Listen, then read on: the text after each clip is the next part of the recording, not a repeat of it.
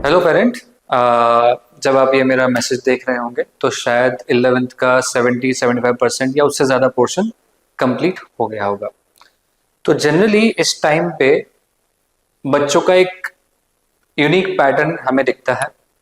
तो जो बच्चे बहुत ही कॉन्फिडेंट होते हैं, अच्छा परफॉर्मेंस देते हैं, इंटेलिजेंट होते हैं, विद टाइम क्या होता है 5-6 महीने के बाद उनका धीरे धीरे मोटिवेशन कभी कभी डाउन होने लगता है, जिसके मल्टीपल रीजंस हैं।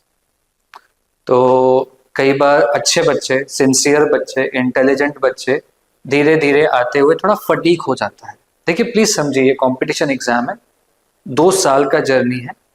आप और हम एज एन एडल्ट भी कोई भी एक चीज को 2 साल लगातार नहीं कर सकते।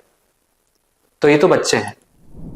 कई बार ऐसा भी होता है कि जैसे जैसे आगे बढ़ते हैं, पोर्शन की डेप्थ बढ़ते जाती है, नंबर ऑफ क्वेश्चंस जो उनके पेंडिंग रह जाते हैं, जिसको बैकलॉग बोलते हैं, वो बढ़ते जाते हैं। तो जैसे जैसे बैकलॉग बढ़ता जाता है, एक थोड़ा सा वो प्रेशर दिमाग में रखते हैं। क्योंकि ये सिंसियर बच्चे हैं, अपना कमिटमेंट छोड़ते नहीं हैं। तो क्या होता है, धीरे धीरे इनका थोड़ा सा बिहेवियर भी थोड़ा डल होने लगता है। एग्जाम दे के आते हैं, इतना खुश भी नहीं होते, इतना उदास भी नहीं होते, पर हमेशा लगे रहते हैं। ठीक है। और अक्सर माँ बाप कंफ्यूज होते हैं कि यार क्या करें।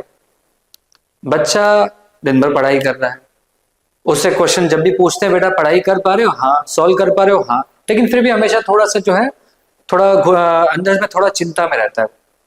तो this a very common thing. इसको हमें, आपको और हमको मिल के डील करना है। तो ये सबसे पहला 2 जगह से ट्रिगर हो रहा है। या तो वो बच्चा समझ ही नहीं पा रहा है और क्लास में फीलिंग लॉस्ट हो रहा है, या फिर उसका बैकलॉग बढ़ते जा रहा है। इन दोनों रीजन में से कोई भी एक रीजन हो सकता है। तो सबसे पहले तो हमको ये आइडेंटिफाई करना पड़ेगा कि what exactly is the reason. तो मैं चाहूंगा कि धीरे धीरे आप उसके साथ थोड़ा टाइम स्पेंड करें। 1-2 बार उसको भले एज अ फैमिली आउटिंग, हफ्ते में 2-3 बार उसके साथ बैठे, बात करें कि बेटा क्या चल रहा है, कैसे चल रहा है, अच्छा कितने चैप्टर्स हो गए, बेटा चैप्टर्स का होमवर्क कर पा रहे हो कि नहीं कर पा रहे। एज अ फ्रेंडली वे थोड़ा डिस्कशन चालू करेंगे ना, बच्चा खुल जाएगा और वो बोल देगा कि यार क्लास में समझ में नहीं आ रहा है, या फिर उसका बैकलॉग बाकी। ठीक है। तो क्लास में अगर समझ में नहीं आ रहा है तो वो भी आपका डिफॉल्ट वहीं पे आ रहा है कि बैकलॉग बाकी है, पर बैकलॉग थोड़ा ज्यादा बाकी है। इस स्टेज पे अगर क्लास में समझ में आना कम हो गया है, दैट मीन्स पुराने कई चैप्टर्स का बैकलॉग बाकी है। देखिए ये एप्लीकेशन बेस्ड एग्जाम्स होते हैं, कंपटीशन एग्जाम्स। तो पिछले चैप्टर का एप्लीकेशन इस चैप्टर में होगा, पिछले दो चैप्टर्स का एप्लीकेशन थर्ड चैप्टर में होगा, और ये सीक्वेंस चलती जाती है। तो जहां पे भी बच्चे ने 1-2 चैप्टर्स का प्रैक्टिस नहीं किया होगा, तो हो सकता है कि आने वाले 3-4 चैप्टर्स के बाद उसको समझ में आना कम हो जाए। तो वो भी कहानी बैकलॉग की है। दूसरी चीज ये भी हो सकती है कि जब वो अपने दोस्तों को देख रहा है कि यार वो मेरे दूसरे दोस्त हैं, हालांकि कॉमर्स और आर्ट्स में कंपटीशन एग्जाम 11th-12th में नहीं होता है, तो उनके बच्चे, उस स्ट्रीम के बच्चे रिलेटिवली थोड़ा कंफर्टेबल लाइफ जी रहे हैं। I won't say comfortable, but थोड़ा सा ज्यादा मस्ती वाला लाइफ जी रहे हैं।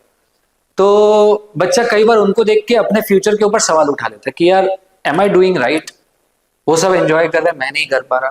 एक वो भी कारण हो सकता है। तो अगर ये थर्ड वाला कारण है कि भाई he is feeling lost, where is he directed to, तो यहाँ पे मैं चाहूंगा आप एज अ फ्रेंड उसके साथ बात करें। बच्चों को अक्सर आपको रिफ्लेक्ट करवाना पड़ेगा कि why did you choose science in the first go. क्यों आपने साइंस चूज किया, क्यों आपने इंजीनियरिंग चूज किया, क्यों आपने मेडिकल चूज किया। और फिर बच्चों के साथ थोड़ा ऐसे लोगों के पास जाइए जो इंजीनियर, डॉक्टर बने हुए हैं, उनके साथ बैठिए, बच्चे को अपने फोकस से वापस कनेक्ट करने दीजिए। जब बच्चा अपने टारगेट और अपने फोकस से फिर से कनेक्ट हो जाएगा, he will get the spark again. ठीक है पेरेंट्स। तो I hope this helps for increasing the bonding and for realigning the child to the target.